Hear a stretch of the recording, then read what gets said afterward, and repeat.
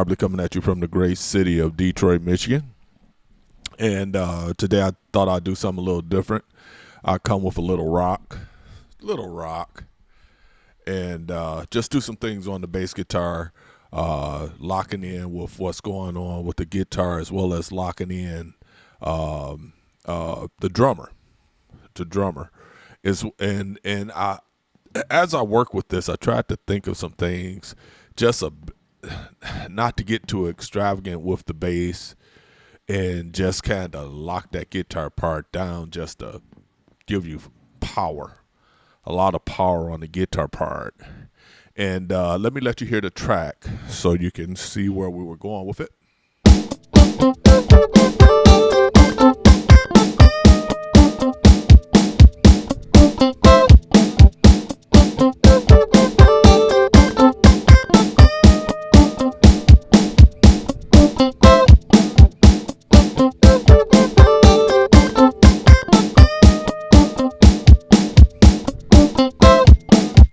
So as you can see what we're doing with the guitar or the track, we just got that pulse, the pulse foot, just to give you that drive forward, and just a little rhythmic stuff with the guitar. But we're going from C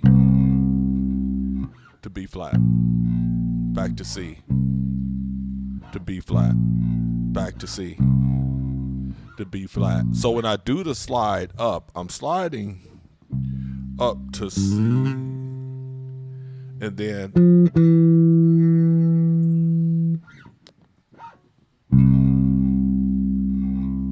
I slide from G to C, then 4-3, and then I walk it down to B flat. Then I go from F to B flat.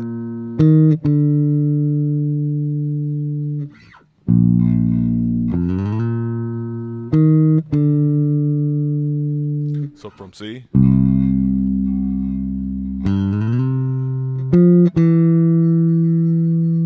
to B flat.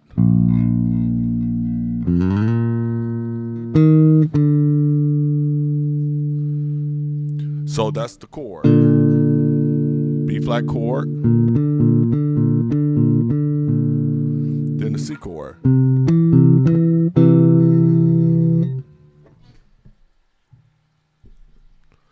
B flat, C, B flat, C. And we're starting with the octave C down.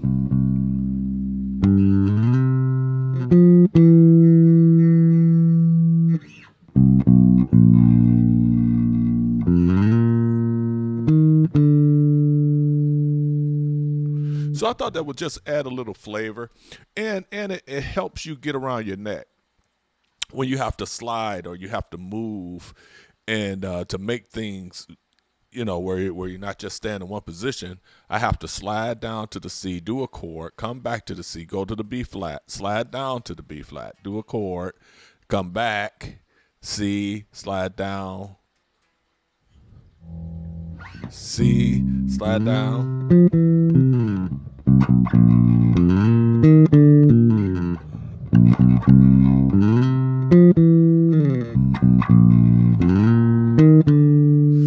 And you got to do it in rhythm, and you got to do it with the song and make it work and have the right feel and all that good stuff.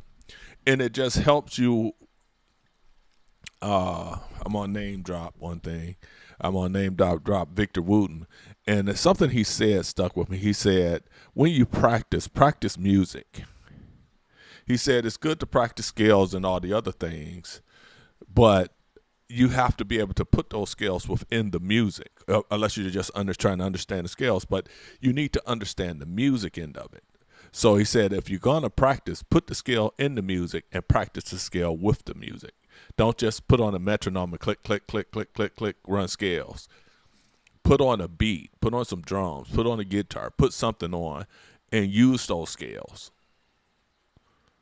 And so you can be able to utilize them in the music. So it's good to, when you practice music. I know when I was a kid, I drove my parents crazy and my brothers and sisters crazy because all I did was put on albums and I couldn't play a lick. But I would play those albums and play them albums and play those albums and play those albums and play them and play them and play them and play them. And I didn't know what I was doing. But I played them until I played them for hours and hours and hours and hours. And I know they weren't too excited about that. My brothers and sisters used to always ask my mother to make me get off the bass because I couldn't play it. I wasn't good at it. But I was learning.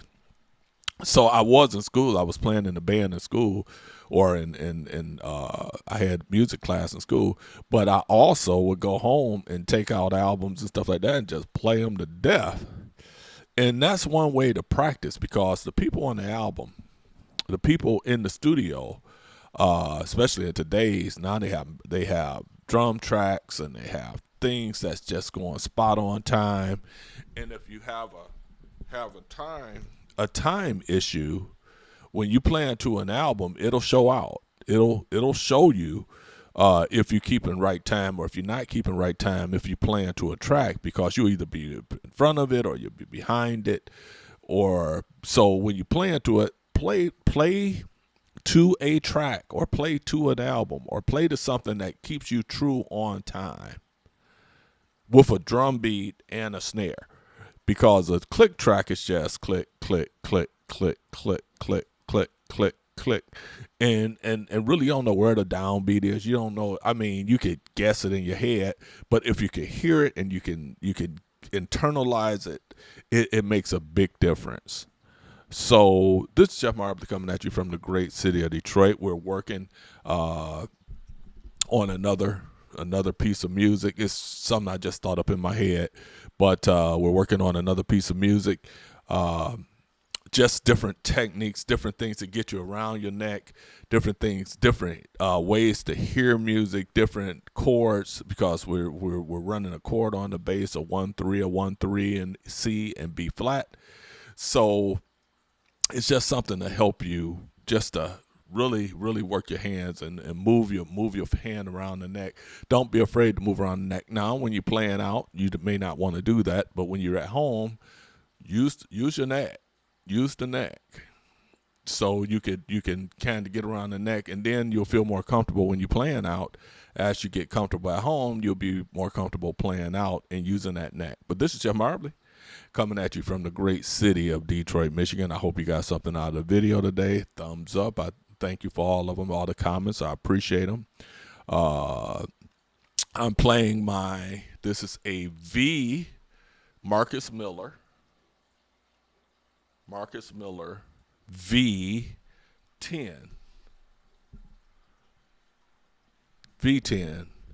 And very nice bass. I love it. It's got that flame maple. I don't know if you can see that flame on it, but it's got a nice flame to it.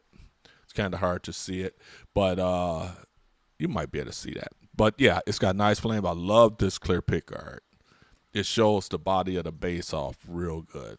The roasted maple. This neck is probably, from my perspective, one of the best necks I have ever, out of all the bass guitars I've had. This neck is for me. When he made this instrument, he didn't have me in mind, but this neck is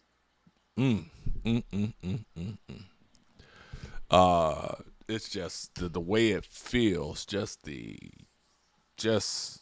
beautiful, beautiful, beautiful. And with the rounded edges, with the round over edges, I think they call them, or it's just beautiful, just beautiful. But this is Jeff Marbly coming at you. We're gonna end this video. I hope you got something out of it. I'll see you the next time. Okay, bye bye.